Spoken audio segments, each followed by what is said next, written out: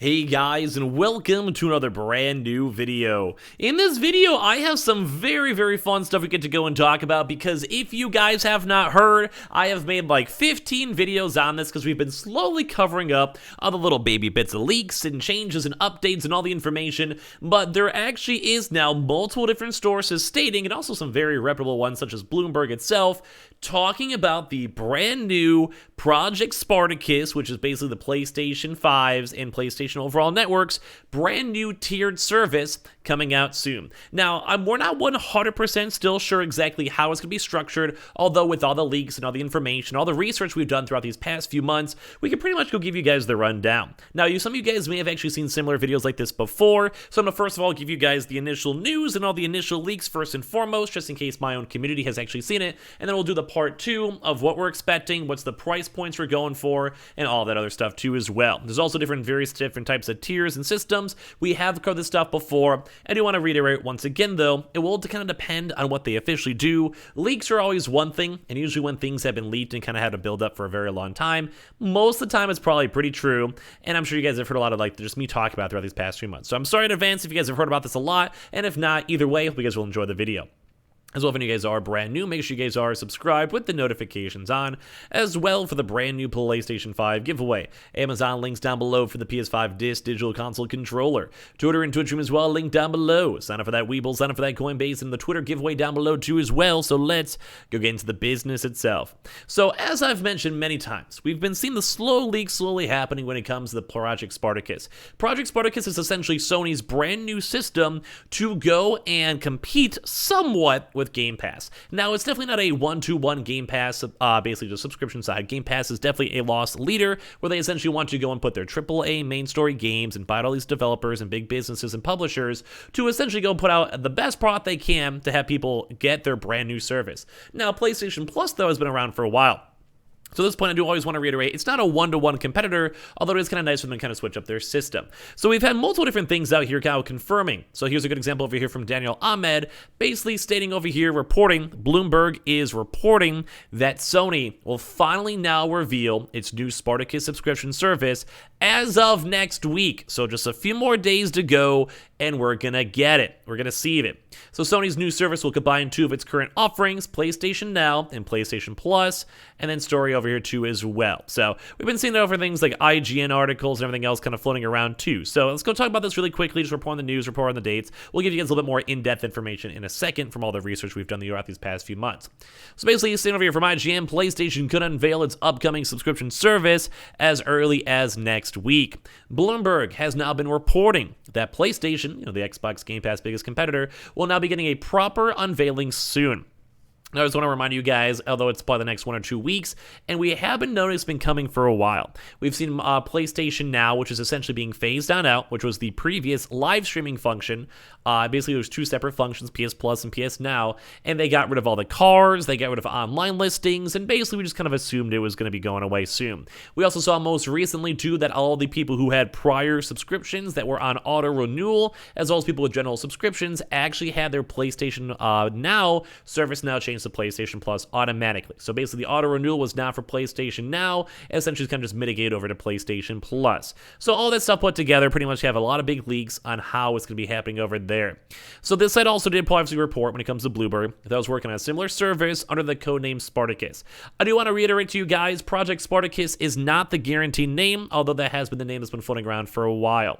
Sources say that PlayStation will have a splashy lineup of hit games and will offer official merge to PlayStation Plus and PlayStation Now, Sony's cloud streaming service. So they're basically like fine-tuning up everything over here. There were reportedly plans to offer multiple tiers of the service, which each tier offering more options to go along with the higher price point. The first tier will include the same benefits as PlayStation Plus, including online play and free monthly games. So I'm sure you guys know about that one already. PlayStation Plus basically gives you an option of like 4 to 5 different games, sometimes a few more when it comes to indie, sometimes a little bit less, and as well that lets you be able to go just basically use the online function. To go play games, you have access to go play multiplayer games and all that type of stuff. The more expensive tiers will be throwing in access to gaming libraries, now similar to Game Pass. And then while a third, most expensive tier will also include PS1, PS2, PS3, and PSP games into this library. The most expensive tier will also include the ability to stream games and play extended demos. So basically the idea for this one is, number one, it's just the normal baseline tier that everyone's used to. Number two, you kind of have like the additional access. So kind of as of right now, there's like a PlayStation's best hits where you can essentially go use that like the second you get your console, and you kind of basically have a subscription plan for it, and that kind of lets you go play all the very popular first-party titles, which I think as of most people who play games as they kind of come out, myself included, it's not the biggest deal. Because mainly for me, like, say for, I don't know, Ghost of Tsushima, I already beat it. When it came to, say, Gran Turismo, I pretty much already beat it. I don't say beat it, but I played it a lot. When it comes to, say, any of the other various games, like Returnals, etc., God of War, all these games, I've actually a hardcore play. Although it's very nice once someone has a chance to finally get their hands on the PS5s, because they are still hard to go and find, that kind of opens up the window for them to have a lot of options to check out different games. As well as, say, maybe if you're younger, or etc., just maybe just want to spend the money. Nothing wrong with that. And also, too, on top of that, with the second tier, they also do have now then the streaming, which is kind of a bit more on the prior games. We saw previous technology kind of come out with that one too as well, if you guys have been watching the channel. So basically just means you'll be able to go and now stream, kind of how you did with PS Now, on old school games mixed on in, which is very nice. It kind of adds the longevity in the files for it. Now the biggest one still to this day, and we don't know the full-on specifics, we kind of covered this on previous videos before, but when it comes to that one, the ability to play extended demos and also stream games. So the big thing for that one is we're hearing some sort of good news. Now, this is not 100% set in stone, but when it comes to the extended demos, that we've actually been maybe hearing that might be first party. So the one big thing everyone wishes they would have, myself included, would be day one AAA games. So think God of War day one for $20 a month or whatever. I would love that. But as I mentioned, this is not meant to be a Game Pass competitor, just a better PlayStation Plus like feature upgrade. But the extended demos might be intriguing, because as of right now, the rumors are stating that the extended demos will be for big AAA games. So this is all a rumor, like I said. So all this stuff is like not 100% confirmed, but as you guys have probably seen from multiple videos, the more you see, the more likely everything will be. So for this, we saw this tested out like in Poland and other various areas for PS Plus, and I can maybe see that being a nice addition. Now there's certain, like, at least for me, like I honestly would rather just be able to go play the full game, but there's definitely been a lot of games out there where it's almost like a trial, like a nice demo. So say for Gran Turismo, say you want to have a chance to play that game for 5 hours, just check it out. For someone like me, that probably would give me enough time to see if that game is worth the money or not. Especially when it came to, say, maybe like a game like Ratchet and Clank, where I'm not really sure if I'd fully like the game. Maybe like Returnal is a really good example, or maybe people would think it'd be too frustrating, and they just want to go and check it out. So it does kind of seem like the rumors are playing towards AAA, although we don't fully know as of right this second.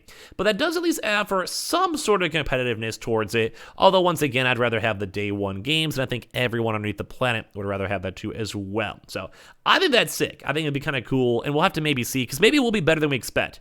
We haven't really seen too much more news, though, in terms of like Funimation or Crunchyroll offering more subscription services or stuff like that included with your subscriptions, and that was always the one thing I kept on mentioning through all these videos that I kind of wish would be a part of it. So it's a little bit on the sadder side. So far, it doesn't really seem like the best. If you guys want to give your thoughts and comments down below.